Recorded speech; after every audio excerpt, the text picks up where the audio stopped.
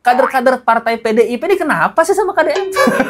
Kenapa sih semua nggak ada suka sama KDM gitu loh? Masing-masing siswa itu kan permasalahan berbeda-beda. Dicari jalan keluarnya per masing-masing siswa yang mengalami masalah tersebut. Dikira gampang pendekatan ke tiap siswa, dipikir satu guru itu bisa ngeliatin satu murid gitu. Satu guru tuh ngawasin 30 murid lebih gitu. Dia lupa anaknya juga masuk sekolah militer. Perubahan ketika jauh dari orang tua. Waktu masih di rumah, kakak susah banget buat nurut sama mami, papi. Padahal cuma hal-hal sepele doang. Kayak baju di mana-mana, matiin lampu kamar mandi, matiin AC. Anaknya aja dimasukin ke sekolah semi militer. Kan kamu harusnya tahu Denny Cagur. Kamu kan ngerasain kan? Sebaiknya jangan sibuk ngurusin saya. Jangan terus-terusan orang yang diurus, dikomentarin, dikritik. Gaji ketua KPAI 26 juta. Tak, kerjanya cuma melotot doang sama nyonyor. Melotot doang, gue mau bisa. Pengen banget gue colok matanya.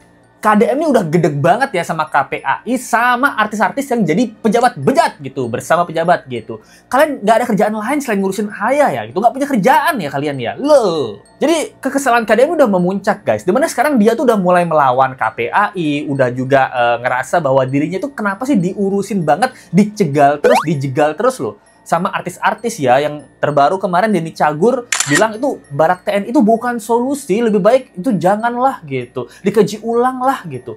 Nggak cuman kemarin viral ya, anak gadis kita ganteng dan manis gitu. Sekarang si Denny Cagur, pelawak ini juga kritikin hal yang sama ke KDM itu. Sampai KDM ini gedeg banget guys. Baru jadi DPR kemarin sore aja itu udah nyari mukanya segininya nih buat partainya. Nah, ini pertanyaan let's go ya nih. Kader-kader partai PDIP ini kenapa sih sama KDM? Kenapa sih semua nggak ada suka sama KDM gitu loh? Kerjanya bagus. Ini pertanyaan ya, ini bukan pernyataan, ini pertanyaan ya. Kenapa sih kader-kader PDIP ini kalian kenapa gitu sama KDM? Kok kasihan banget, nyinyir banget sama KDM nih. Kita lihat dulu ya bagaimana si pelawak ini, Denny Cagur ya, calon gugur. Bukan calon guru ya, calon gugur. Nah, akan dia gugur karirnya di depan. Mengkritik bagaimana KDM ya tentang siswa yang ada di barak militer. Dan kalian tahu ya bahwa anaknya dia tuh juga sekolah di militer loh. Kita lihat aja bareng-bareng ya. Kesel banget guys, sumpah gedeg banget.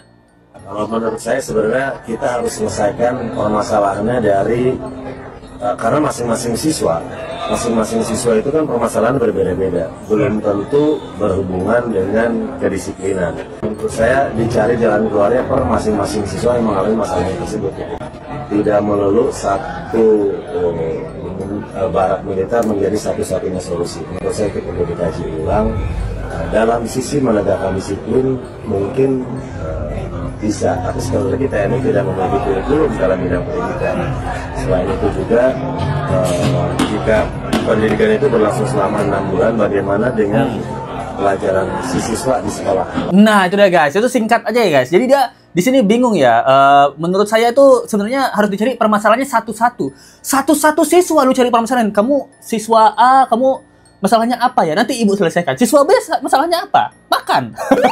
Masalah ibu kamu di rumah janda gitu. Nah, masalah C, bapak kamu pemabuk ya? Nanti bapak pukulin balik. Nah, masa kayak gitu? Ini aneh banget sih Denny Cagur ini ya. Ini sampai orang tuh bingung ya. Ini dia nih lagi ngelawak apa lagi serius gitu. Dan dia tuh pengen cari solusi dan KDM-nya udah memberikan solusi. Kan ada yang bilang ya, ini pernah ngajar nggak jadi guru nih Denny Cagur gitu. Cagur kan calon guru artinya ya gitu. Dikira gampang pendekatan ke tiap siswa, dipikir satu guru itu bisa ngeliatin satu murid gitu. Satu guru tuh ngawasin 30 murid lebih gitu. Emang Denny Cagur nih apa itu, guru lawak apa? Calon guru kan, calon guru lawak gitu. Apa sih? Dia lupa anaknya juga masuk sekolah militer. Ini rekam jejak memang sangat kejam ya Bang Denny Cagur ya itu. Dimana anaknya itu sekolah semi militer yang katanya nih, kabarnya nih bayarannya tuh sampai ratusan juta guys gitu. Alam semesta ini the best pokoknya. perubahan ketika jauh dari orang tua. Waktu masih di rumah kakak susah banget buat nurut sama mami, papi. Padahal cuma hal-hal sepele doang. Kayak baju di mana-mana, matiin lampu kamar mandi, matiin AC, sholat, ngaji, olahraga, dan lain-lain. Tapi pas kakak pindah di asrama, kakak sadar apa yang mami papi bilang itu benar. Papi ngajarin buat disiplin. Di sini bangun harus jam 4.30 subuh, terus mandi, sholat subuh, habis itu lari pagi, terus persiapan sarapan, persiapan berangkat sekolah, PBB, belajar, pulang PBB lagi, baru deh jam 6-an bisa bebas rutinitas di sini. Padat banget nih. Coba aja papi nggak ngajarin kakak disiplin, pasti kakak ketinggalan terus. Nih kakak sekarang udah turun berat badan nih, jadi Nah, itu dah guys. Anaknya aja dimasukin ke sekolah semi militer. Kan kamu harusnya tahu Denny Cagur, kamu kan ngerasain kan?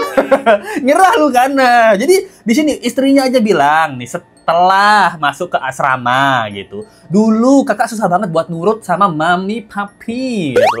Padahal cuma hal sepele doang gitu, kayak matiin lampu kamar mandi gitu, matiin AC, sholat, olahraga. Dan sekarang setelah masuk di sekolah yang berbasis militer, dia tuh nurut, jadi lebih disiplin, bangun subuh, ngaji, sholat, sekolah. Kan Denny Cagur kan harusnya tahu hal itu semua ya. Dan itu berfungsi kan, it works ke anaknya Denny Cagur. Kok sekarang masih dinyinyirin KDM ya? Let's go curiga, nih curigaan let's go ya.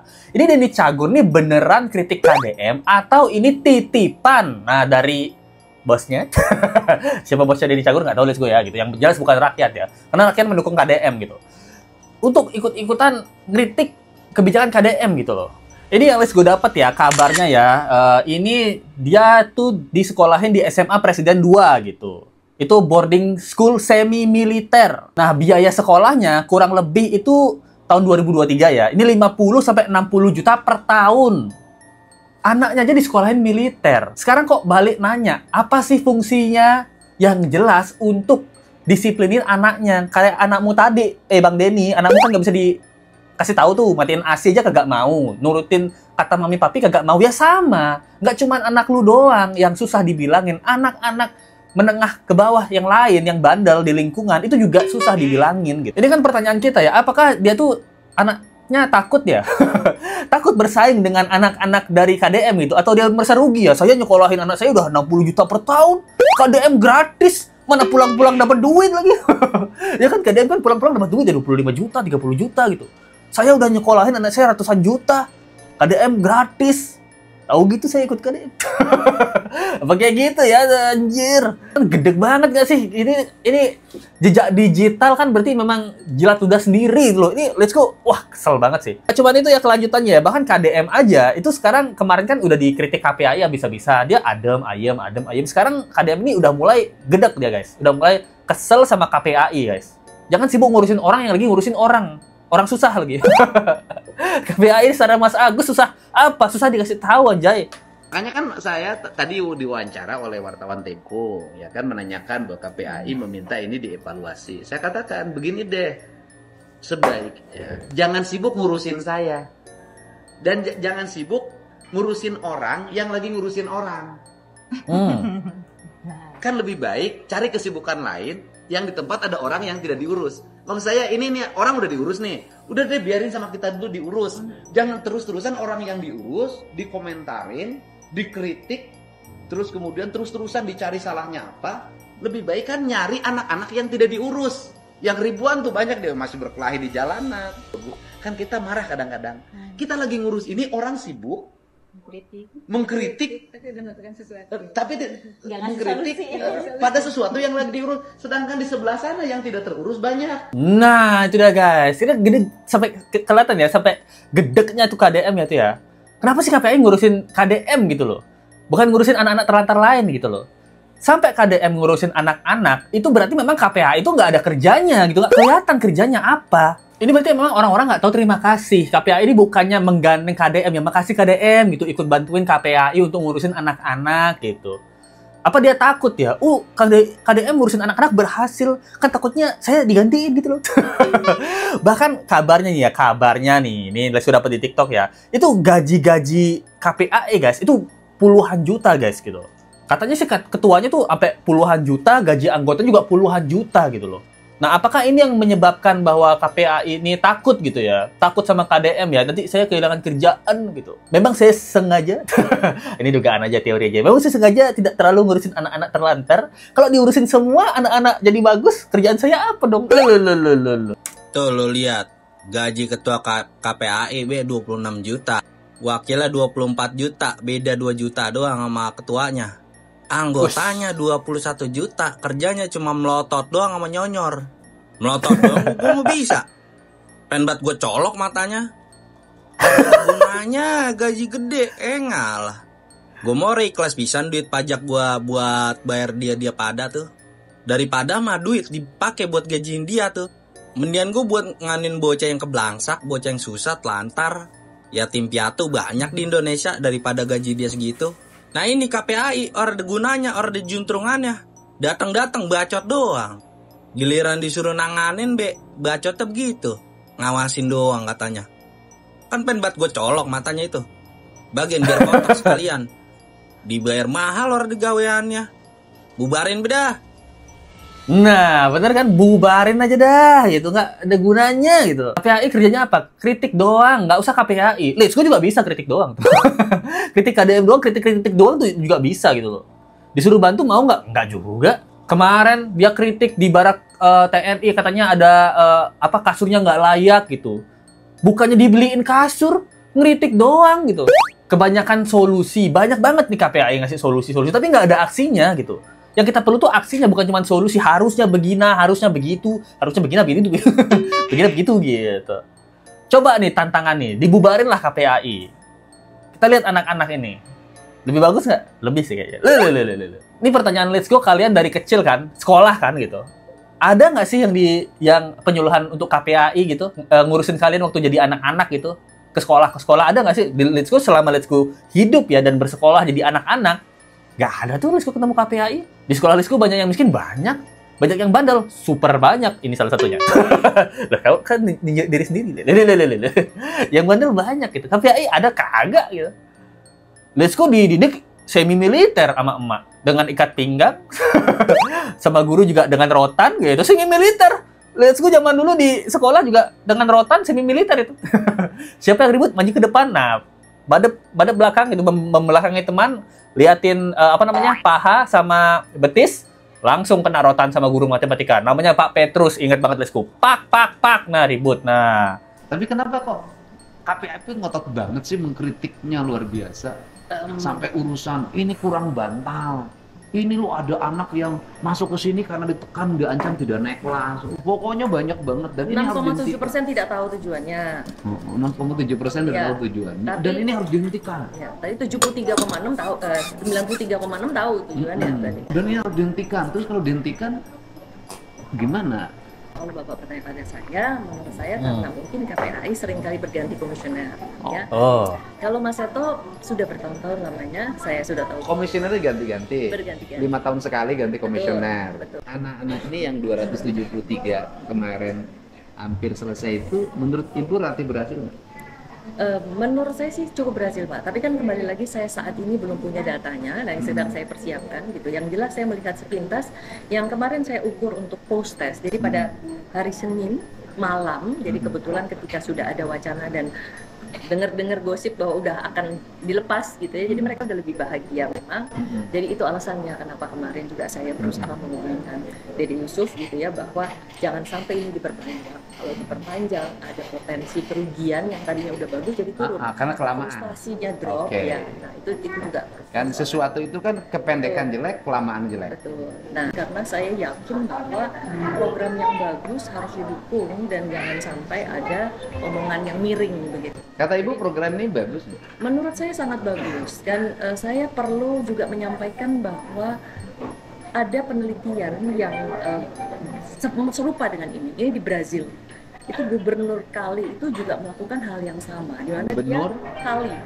Nah, itu deh guys. Jadi kalau nggak salah sih ibu-ibu ini psikolog mungkin ya. Tanya sama KDM, kenapa sih KPAI ini ngotot banget sama saya gitu.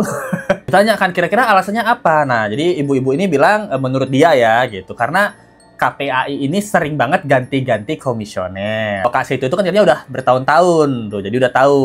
Jadi KDM ini kayak ngasih pancingan lah. Berarti udah ganti-ganti komisioner tiap berapa? 5 tahun sekali gitu kan. Nah, 5 tahun sekali ganti komisioner, guys. Jadi kan kalau kita bisa nangkap tanda kutip jeleknya ya, 5 tahun sekali ganti komisioner kan tanda kutip kita tuh paham, Bu.